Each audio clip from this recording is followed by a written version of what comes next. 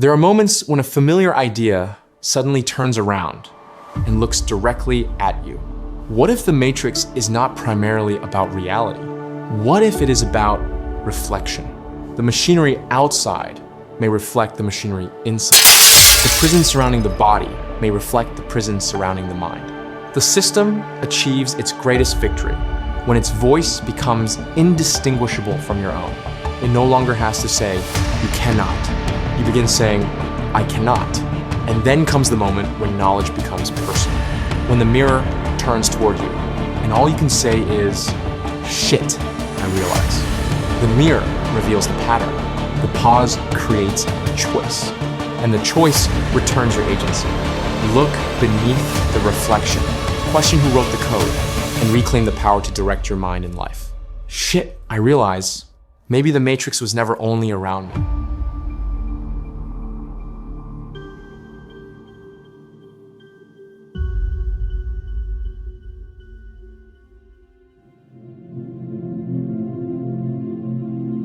There are moments when a familiar idea suddenly becomes unfamiliar.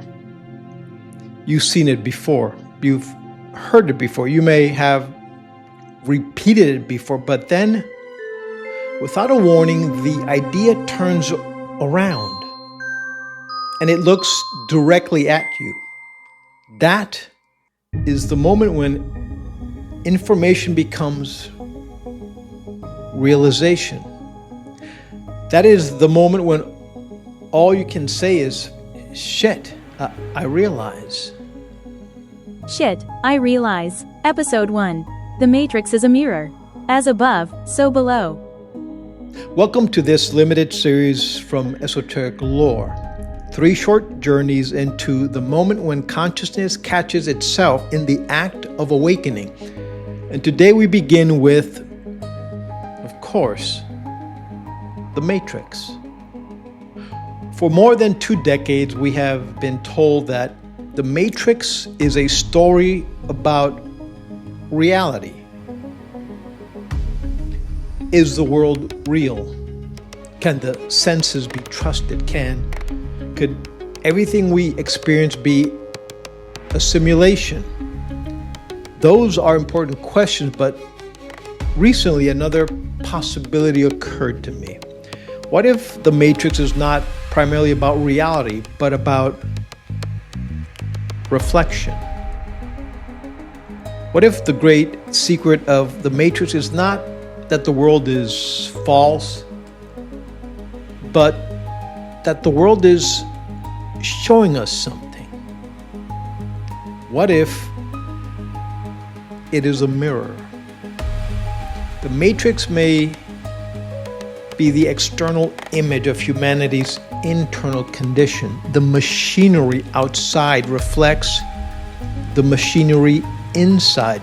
The prison surrounding the body reflects the prison surrounding the mind. The code shaping the environment reflects the conditioning shaping the individual. The agents who patrol the streets reflects the fear patrolling our consciousness. And Neo's transformation of the world reflects his transformation of himself. As above, so below. As outside, so within. As in the system, so in the self.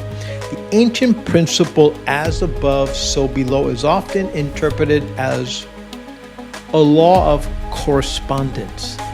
The idea is not necessarily that different levels of reality are identical. It is that patterns repeat. The small may reflect the large. The visible may reveal the invisible. The individual may contain an echo of the collective. The body may reflect the mind.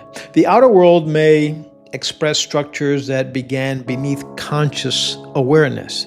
This does not mean that every event in life is magically produced by our thoughts.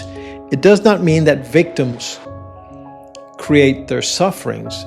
It does not mean that war, illness, poverty, trauma, or oppression are merely private projections. The external world possesses real force. Other people have agency. History matters. Biology matters. Power matters. But the Hermetic idea of correspondence suggests that inner and outer worlds may reinforce one another. A political system can shape the psychology of its citizens, and the psychology of those citizens can help preserve the political system. A culture can produce fear, and frightened people can strengthen the culture that frightened them. An institution can teach obedience, and obedient individuals can carry the institution inside themselves long after they leave it. That is the matrix, not simply a machine surrounding humanity, but a machine reproduced within humanity. Think of Neo at the beginning of the story. He senses that something is wrong. He can't name it. He cannot prove it. But the life around him feels strangely incomplete. But he has a job. He has a name. He has social identity, a computer, an apartment, responsibilities, records proving that he exists. From the outside, he appears to be functioning, but something inside him is disturbed by the reflection. The world says, "This is who you are." Something within Neo replies, "No, there's something more." That unease is the first crack in the mirror. Awakening often begins before understanding. It begins as discomfort, attention, a subtle refusal, a suspicion that the life we are living may not be the full measure of the life available to us. Neo does not initially possess that knowledge. He possesses a disturbance. And sometimes disturbance is the beginning of knowledge. Sometimes the discomfort we are trying to silence is actually consciousness attempting to speak. The Matrix presents Neo with an external prison. But the film also shows that the deeper prison is internalized belief. Inside the simulation, gravity appears absolute. Authority appears absolute. Death appears absolute. The agents appear unbeatable. The rules seem fixed because everyone behaves as though the rules are fixed. This is how systems become powerful. They do not survive only through force. They survive through expectation. The system becomes most effective when people begin predicting its victory before the struggle even begins. The prison becomes strongest when the prisoner completes the walls inside his imagination. The external rule says you cannot. Then the internal voice repeats, I cannot. And once the external command becomes an internal identity, constant supervision is no longer necessary. The person begins policing himself. This is where the Matrix stops being science fiction, because every one of us has inherited an invisible code. It goes by the following names: family code, cultural code, religious code, economic codes, racial code, gender, trauma code, success, failure. We are told what strength should look like, what we should love, what intelligence should look like, what a successful life should look like, what kind of person deserves respect, what kind of dream is realistic, what part of ourselves should be hidden, what emotions are acceptable, what possibilities are forbidden. Some of this programming helps us navigate life. Some of it keeps us safe. Some of it passes along as wisdom, but some of it becomes an invisible enclosure. And because we received it before we possess the ability to question it, we may mistake conditioning for personality. We say, this is just who I am, but perhaps it is who you were trained to be. We say, I have always been afraid of that. But perhaps the fear was rehearsed into us.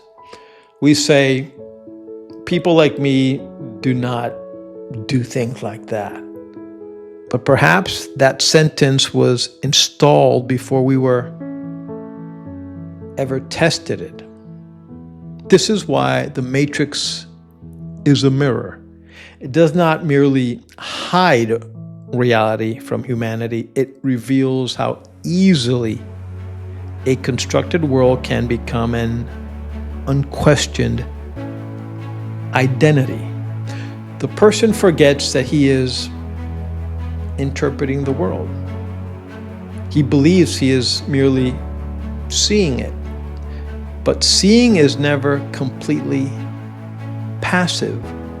We see through memory. We see through expectation. We see through wounds. We see through language, desire, fear, through the stories we inherited about ourselves. Reality enters us through a lens. And when the lens has been present for a lifetime, we stop noticing that we are looking through it. We call the lens reality. Consider Cypher in the Matrix. Cypher escaped the Matrix physically. He knows the stimulus is artificial. He has seen the human pods. He has lived aboard the ship. He possesses the information, but he has not become free. He left the outer matrix without removing the inner matrix. He remains controlled by his appetite, resentment, comfort, status, fantasy. He wants to return to the illusion because the illusion promises pleasure without responsibility. Cypher demonstrates that information alone does not produce awakening. You can know that something is false and still desire it. You can understand your conditioning and still obey it. You can have an oppressive environment and continue carrying its voice inside your mind. You can walk out the building while the building remains in you. That is why freedom is not simply geographical. Freedom is not merely changing environments. Freedom is the gradual recovery of the ability to choose your relationship to what shaped you. Cypher knows the truth intellectually. Neo begins to know it existentially. That is the difference. Neo's awakening is not merely the discovery that the Matrix exists. It is the discovery that the Matrix is operating through his assumption. Each time Neo transcends a rule, something within him must change first. The external world bends only after the internal belief loosens. The transformation does not begin within the wall. It begins with the consciousness approaching the wall. This is the first realization of our series. The system outside you may be reflected in the system inside you. The controlling relationship outside may survive as fear inside. The dismissive parent may survive as your inner critic. The harsh teacher may survive as your fear of speaking. The failed business may survive as a belief that you're not capable. The betrayal may survive as an inability to trust anyone. The institution may disappear. The person may leave. The event may end, but its reflection can remain active. And until we recognize the reflection, we may continue reflecting to the past as though it were still physically present. This is not blame, it's responsibility. Blame says, this happens because something is wrong with me. Responsibility says, this happened, it affected me, and now I must decide what happens next. Agency begins when reflection becomes visible, because what is visible can be examined. What is examined can be questioned. What is questioned can sometimes be changed. So perhaps the central question of the Matrix is not, is this world real? Perhaps it's, what is this world reflecting back to me? What does your anger reveal? What does your recurring conflict say? What does your fear of being seen reveal? What does your attraction to the same destructive relationships reveal? What does your constant need for approval reveal? What does your inability to rest say? What does your obsession with control predict? Not every problem is a projection, but every reaction contains information. The mirror does not always tell us what happened. Sometimes it tells us what remains unresolved. And the purpose of looking into the mirror is not to condemn ourselves. It is to see clearly enough to choose consciously. A mirror does not attack you. A mirror does not rescue you. A mirror reveals. Revelation places responsibility back into your hands. You may not control every structure above you, but you can begin examining the structures operating below your conscious awareness. You may not be able to dismantle every external matrix today, but you can interrupt the moment when its voice tries to become your voice. You can ask, who taught me this? Is this belief true? Is it always true? What evidence have I never allowed myself to examine? What would I choose if I were not making this decision? That pause is a small red pill. The question is a crack in the code. The moment of honest reflection in the beginning is the beginning of agency. Most people feel pressure to become someone the world can approve of, consume more, be more impressive, gain more control. The temptation story of Jesus is about confronting those exact pressures. Right before the wilderness, Jesus is told, "You are my beloved son." Then the testing begins. The issue is not whether he has identity. The issue is whether the world can redefine it. First comes appetite. Turn stones into bread. Hunger itself isn't the problem. The temptation is becoming ruled by craving, by the need for immediate relief. Jesus refuses to let appetite become his master. Then spectacle. Throw yourself from the temple and prove who you are publicly. It's the logic of performance, branding, attention. Jesus refuses to audition for a name already given. Then power. Take the kingdoms through compromise. Dominate now, justify it later. Jesus refuses to save the world by becoming shaped by domination. That's the deeper freedom here. Fully human, fully pressured, yet never owned by the system trying to rename it. It's not escaping humanity. It is not remembering who you are while every system around you is trying to rename you. The matrix is not only around us. It is reflected within us. And perhaps awakening does not begin when we escape the world. Perhaps awakening begins when we stop confusing the reflection with the whole of who we are. When we cannot look into the mirror and say, the fear is present, but it is not my master. That conditioning shaped me, but it does not own my future. The voice is inside me, but it may not be mine. That rule exists, but it may not be the ultimate rule. And in that moment, the mirror changes, not because the world has suddenly disappeared, but because the person standing before it has begun to see the matrix.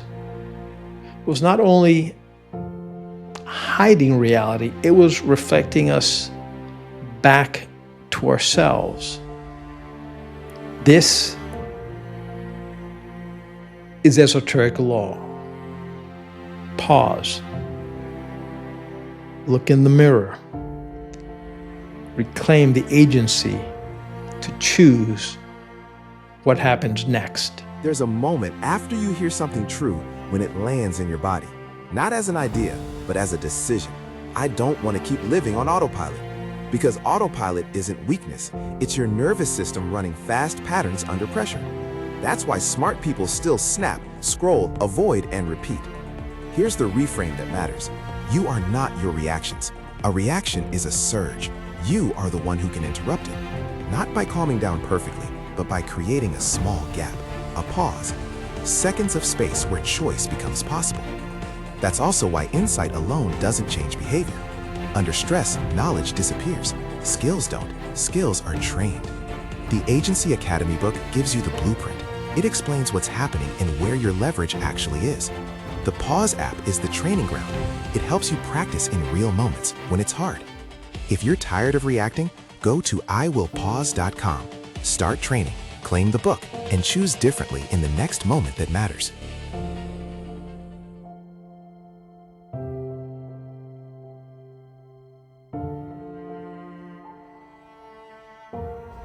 If you like this video, please subscribe, share, and give us a thumbs up.